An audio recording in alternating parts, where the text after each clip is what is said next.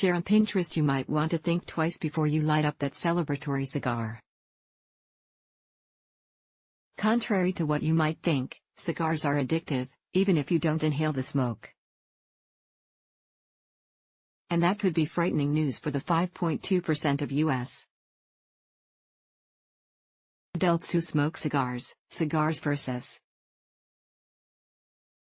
cigarettes. They may look and smell different, and to many people, they even taste different. But when it comes to debating the health consequences of cigars versus cigarettes, neither wins. Here are some of the more noticeable differences between the two. Amount of tobacco. The National Cancer Center at the National Institutes of Health trusted source says a typical cigarette contains about 1 gram of tobacco. But a large cigar can contain anywhere from 5 to 20 grams of tobacco. Amount of nicotine. One large cigar can have just as much nicotine as a pack of cigarettes. Nicotine is the highly addictive chemical contained in tobacco. Size of cigars versus cigarettes. Most cigarettes are about the same size, though their nicotine content can vary by brand trusted source. Cigars, on the other hand, vary in size from little cigars, cigarillos, blunts, or cheroots to large cigars that can measure more than 7 inches in length, giving them the potential to contain much more nicotine and to emit much more secondhand smoke. The Great Inhaling Debate. When it comes to inhaling, most cigar smokers don't partake, whereas all cigarette smokers inhale. So, what's behind this interesting bit of information? One theory is that the smoke from cigars irritates the breathing passages, as well as your nose and throat. But whether you breathe in or not, the fact remains that the toxins in cigars come in direct contact with your lips, mouth, and tongue. Thus, your throat and larynx are also exposed to the smoke. Even though cigar smoke is not inhaled, the nicotine in cigars, which is absorbed via both the lining of the mouth and through the lungs, triggers a cascade of addiction in the brain, explains Drive. Nadine Cohen, MD, FAP, FACP, an internist and adolescent medicine specialist at Caremount Medical. Cigars and kids. While kids and teens are generally linked to cigarette smoking, you might be surprised to discover the number of kids who are smoking cigars. According to the 2018 National Youth Tobacco Survey, 27.1% of high school students trusted source, 4.04 million, reported use of any tobacco product. Of those who reported use, 7.6% trusted source checked cigar smoking as their preference. Cigars that are marketed to teens and kids have added flavors to increase the appeal. In fact, in 2017, the American Lung Association reports about 49.3% of youth smoking cigars used flavored cigars. Kids exposed to cigar smoke are at an increased risk of developing childhood asthma, ear infections, and upper and lower respiratory infections, according to the Mayo Clinic. Plus, a cigar typically burns longer than a cigarette, which increases the amount of secondhand smoke. What chemicals are in a cigar?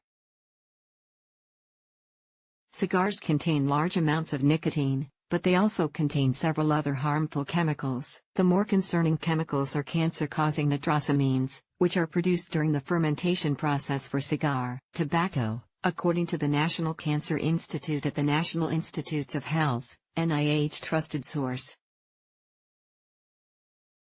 Other concerning chemicals in cigars include nitrogen oxidase, ammonia, carbon monoxide, hydrocarbons, cadmium. Cohen says that the tar content in cigars is higher than cigarettes.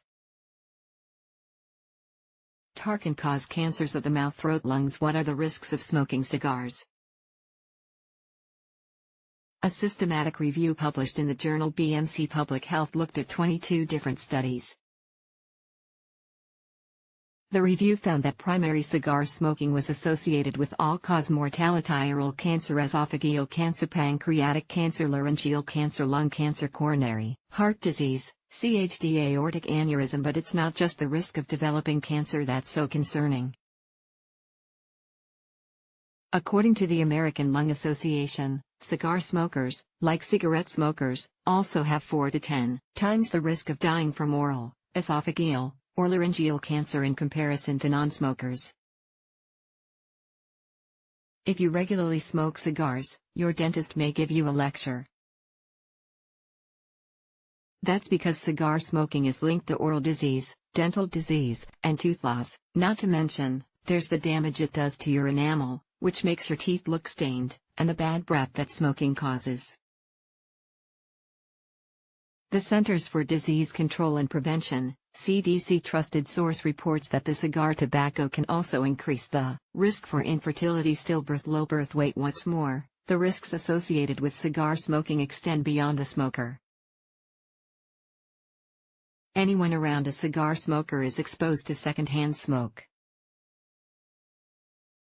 The Mayo Clinic reports that exposure to secondhand smoke can contribute to the risk of developing lung cancer and heart disease. You're also at a greater risk of developing chronic obstructive pulmonary disease, COPD, which includes chronic bronchitis and emphysema. Myths about cigars. There's a lot of misinformation about cigars. It's important to talk with your healthcare provider or get information from other reputable sources. If not, you may be causing harm to your health. Here are some of the more common myths about cigars. What's the outlook for people who smoke cigars? The outlook for cigar smokers is not good, especially when considering the only safe level of cigar smoking is none at all. Cohen points out that the longer you smoke cigars, the greater the risk to your health. Continued use and smoking of cigars exposes you to more and more carcinogenic and disease-causing toxins with each passing year, she explains. In other words, if you smoke, the sooner you quit, the better. Quitting smoking can help reduce your chance of developing health conditions associated with smoking, such as cancer, cardiovascular disease, and chronic lung disease. The takeaway: cigars are just as addictive as cigarettes. There's no safe level of nicotine. If you smoke cigars, quitting is important. When you quit smoking cigars, it helps to improve your health and to lower your risk for cancer, heart disease, COPD, and many other health-related issues associated with smoking cigars. Talk with your healthcare provider. They can help connect you with information about and support programs for nicotine addiction and quitting smoking. For additional information and resources on quitting smoking, if you smoke, refer to this fact sheet from the American Cancer Society.